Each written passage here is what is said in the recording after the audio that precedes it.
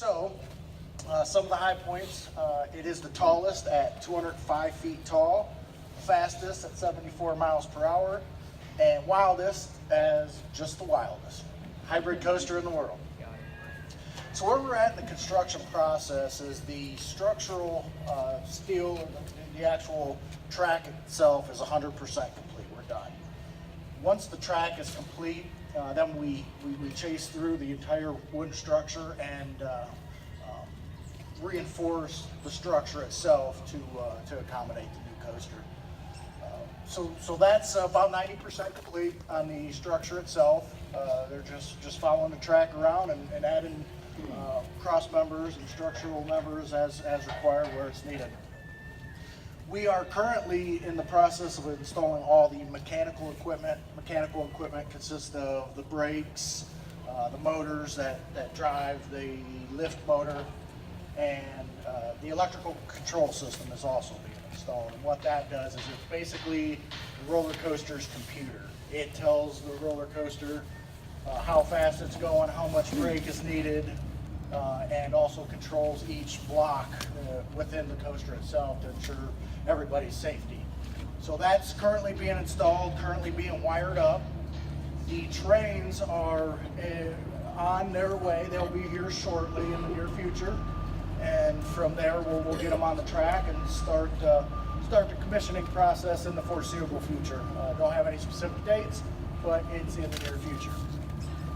So from a general site, we had to develop the site along with the coaster. So we'll be crossing the tracks to enter the ride queue.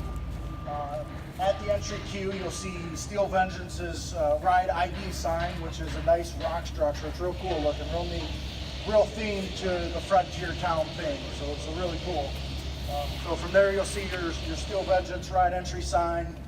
Look right, you'll see the lockers for any loose articles, and then you'll enter the queue through a ride entry structure, which is where the test seat will be, and so forth. So then you'll get into the queuing system within the infield, I call it, of the roller coaster.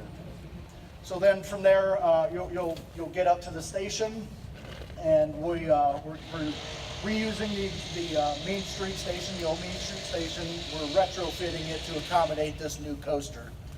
So you'll ride the tallest, fastest, wildest hybrid coaster in the world, enjoy yourself, and you'll exit. On the exit side, you'll get an opportunity to see your photo. And on this ride, and I'm not sure about any other ones throughout the park, this one will offer video. So that'll be a neat opportunity. September's 2.0. So then from there, you can pick up your loose articles and go on and enjoy your day. So things are going great. We're where we need to be. Looks awesome. I mean, you can see it in the background. Got some real neat inversions. We have 4 inversions. It is 5,740 feet long, which lasts 2 minutes and 30 seconds. Yeah, I did it like that.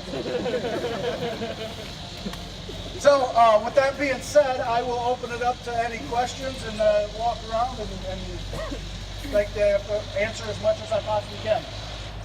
Any questions?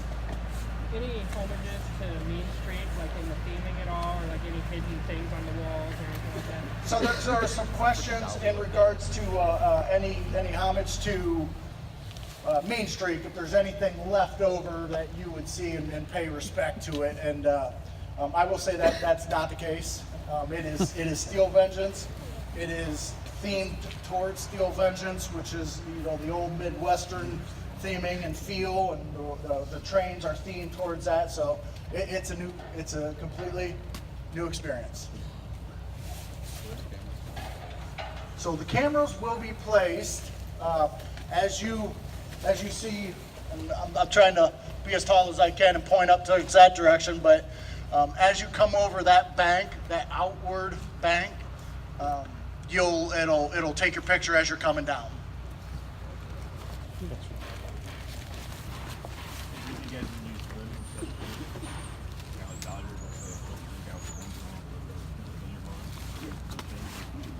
So The question was, is there at Dollywood, they use a linear motor system to convey you up the lift hill versus the conventional chain.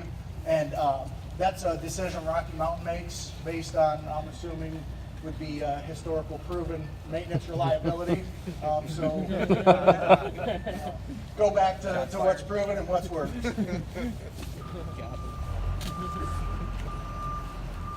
Any other questions? I'll walk around, so raise your hand so I can see you. No other questions. Everybody just wants to get to the infield and take pictures. How were the challenges on this compared to when you worked at Valraven? Anything like more challenging here than Valraven? Yeah. So the question was, my previous projects at Cedar Point have been Valraven. That was my first coaster. Last year I did Cedar Point Shores, and this year Steel Vengeance. The question was, what are some challenges within this roller coaster versus some other ones? And I would say the total duration and timing of everything has to be closely monitored, because you don't see the day-to-day progress as much so as a Valraven. You still see it, but it's not as defined and short-term. It was a very long-term process.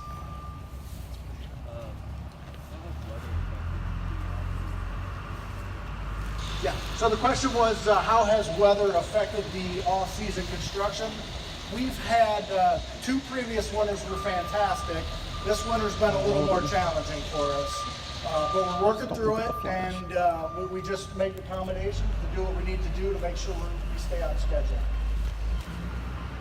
How will Steel Vengeance perform like Question was, how will Steel Vengeance perform in adverse weather conditions? Steel Vengeance is a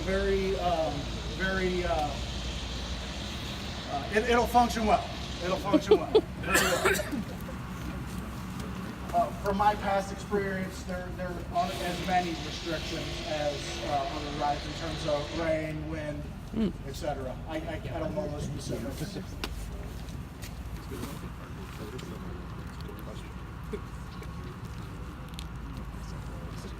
So the question is there a target speed for the mid-course brake run? And so there's no controls between after you drop over the lift hill, it's all kinetic energy. And so then once it gets around to the brake, so that's all designed in. That's all designed in. And trying to see it. Okay, there we go. So that's all designed in, and then once you get up to the block brake, it reads sensors as to your exact speed, so then the braking system knows how hard or not so hard to brake.